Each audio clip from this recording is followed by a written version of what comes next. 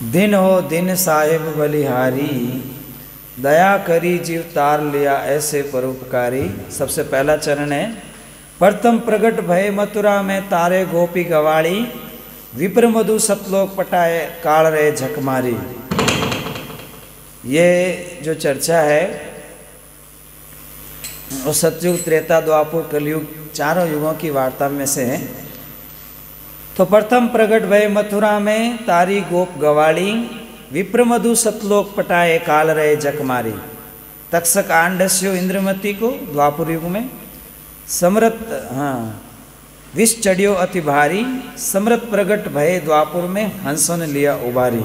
रानी इंद्रमती को तक्षक सांप डस गया था, तो विरूली मंत्र से सदगुरु दया करके उसका विष उतार दिए। एक समय हरि जाचन आए, दीना वचन उच्चारी, अमर देता वारन लाए, राखी लज्जा भारी। घर पांडवों के यज्ञ रचा था, कोटिन जुड़े आचारी। द्वापर युग में श्री कृष्ण महाराज ने जब पांडवों से अश्वमेध यज्ञ कराया था, तो सुपच भगत ने जब ग्रास उठाया तो अदर घंट झनकारी। जब सुपच जी महाराज वहाँ जाकर भोजन किए तो अदर घंट बजे, जबकि आचारी और दुनिया के मतलब बड़े बड़े सिद्ध साधक ब्राह्मण सब भोजन किए पर घंट नहीं बजा। जब सुपच जाकर सदगुरु के हंस सुपच सुदर्शन जाके जब भोजन किए तब वो घंट बजा। हरि मंदिर उठन नहीं पाए, सिंधु लहर अति भारी, शब्द देकर सिंधु हटाए और कीर्तन चले संसार में। तो जगन्नाथ के मंदिर की स्थापना कबीर साहिब ने कराई, और जो समुद्र आता था बार बार मंदिर को बिखेर देता था, तो वहाँ पर आशा गाड़ करके और समुद्र को हटा करके मंदिर बनवा दिया। तो आज कीर्तन रूप में चल रहा है। सात सिकंदर कसनी लीनी, अग्नि में दिया झुकाई।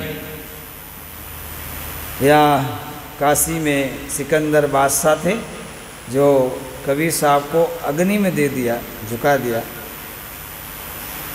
तो अभी वापस प्रकट हो गए और मस्ता हाथी आन झुकाए, सिंह रूप दर्शाए।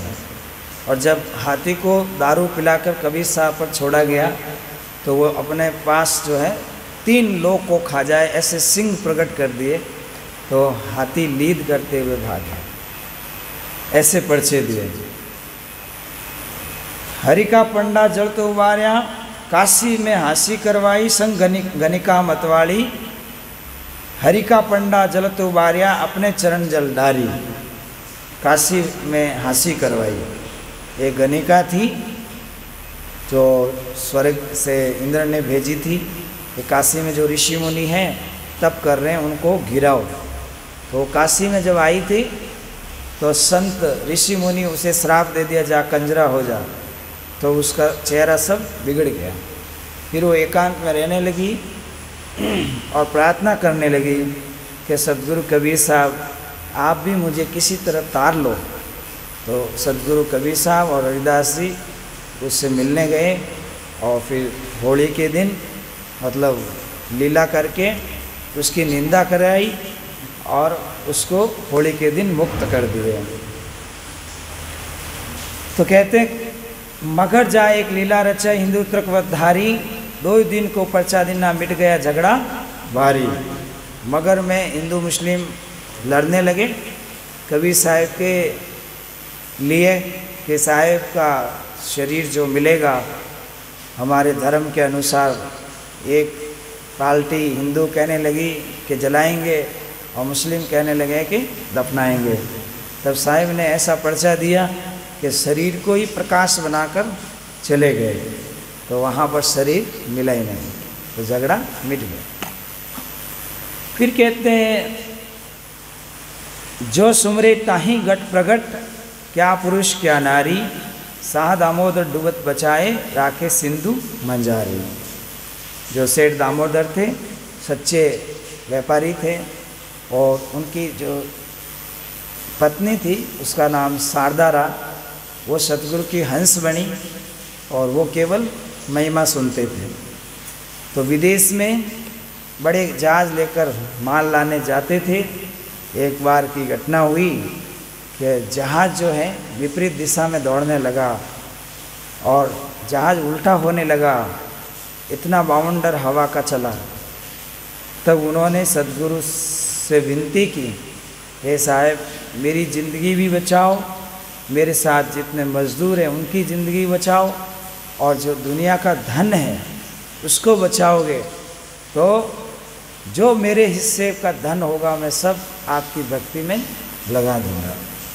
तो साहिब से जब उसने प्रार्थना किया तो साहिब दया करके वहाँ प्रकट होकर के उसके जहाज को खींचकर किनारे ले आए।